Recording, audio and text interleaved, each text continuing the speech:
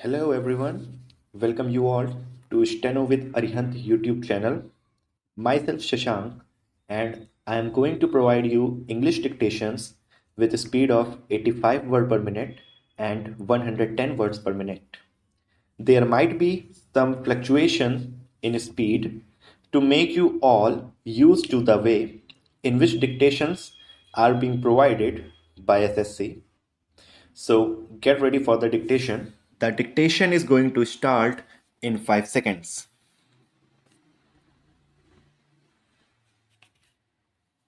Sir, there are three items which are covered by this bill.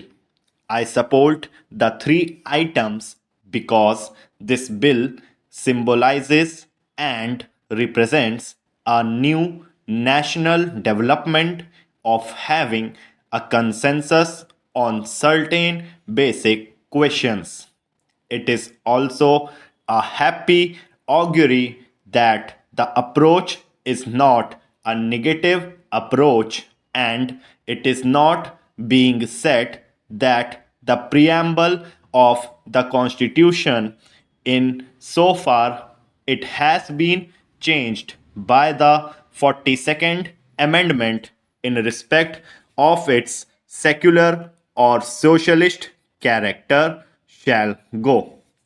It is not said that the list of fundamental duties shall go.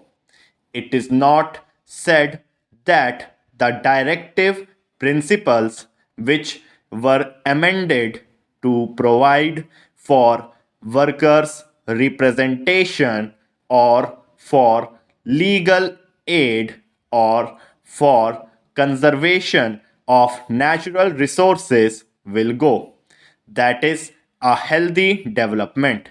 So far as the Congress party is concerned, it has approached the question with an open mind.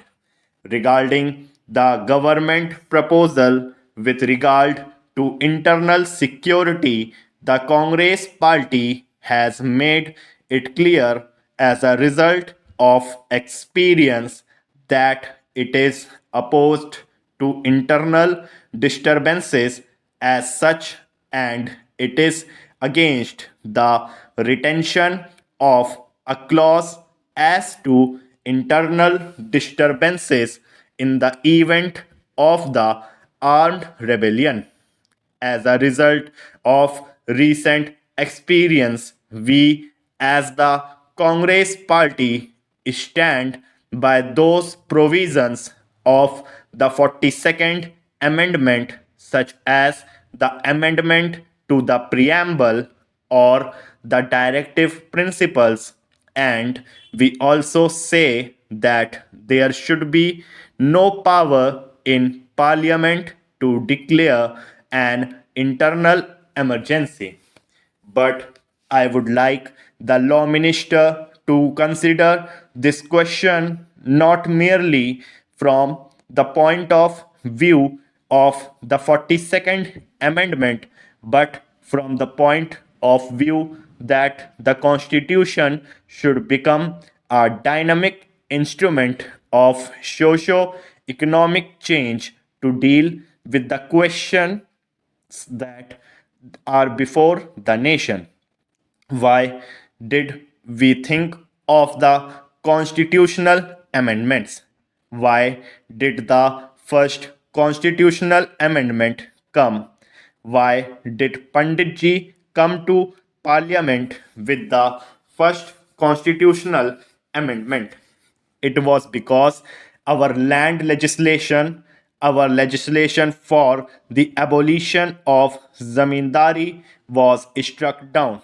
Why did Pandit Nehru come to parliament in 1955 with the fourth constitutional amendment? Again, it was because our socio-economic legislations were struck down.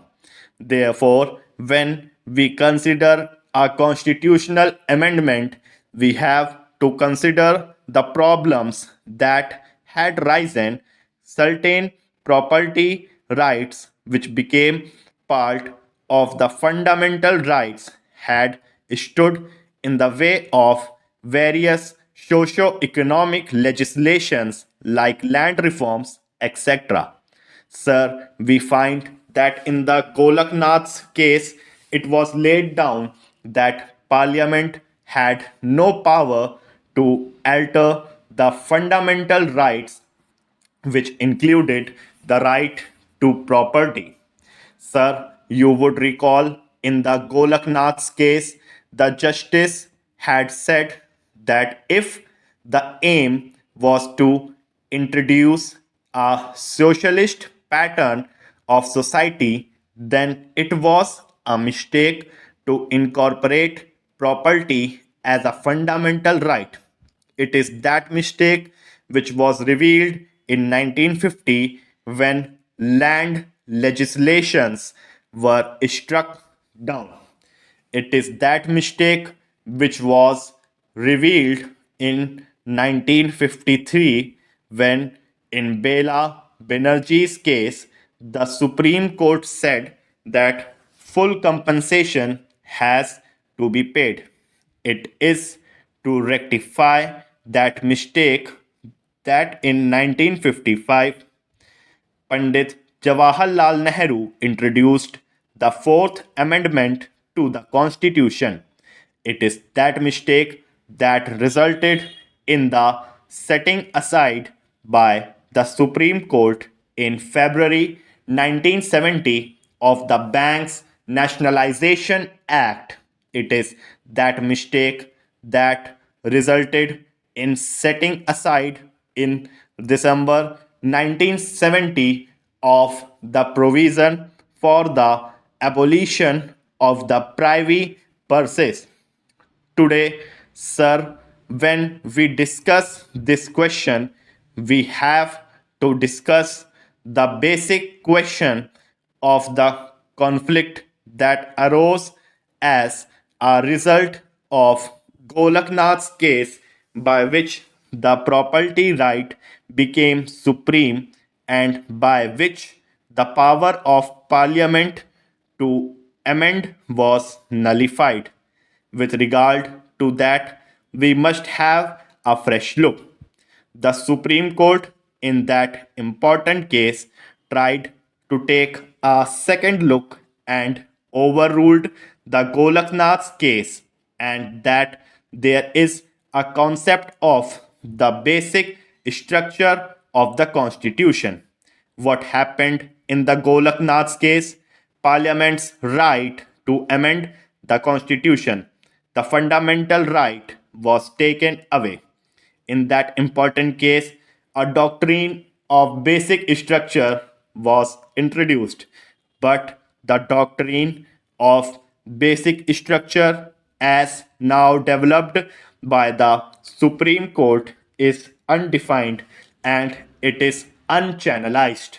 The question has now come before the Parliament to finally decide on these basic questions. First, we have to decide what is this basic structure. There has been two urges before the parliament. One is the socialist urge to fight against inequality and to introduce socio-economic legislation. The obstacle here has been the fundamental right to property. There is another urge of parliament, that is the democratic urge to preserve life and liberty. This should also be given place in our constitution by the Indian Parliament. The property right which stood in the way of bank nationalization stood in the way of abolition of the privy purses and also stood in the way of abolition of the zamindari system that has to go in totality. Thank you, everyone. The dictation has been provided in the PDF form in the given description box. If you find the video useful, press the like button, do subscribe the channel and hit the bell icon to get all new updates. Thank you.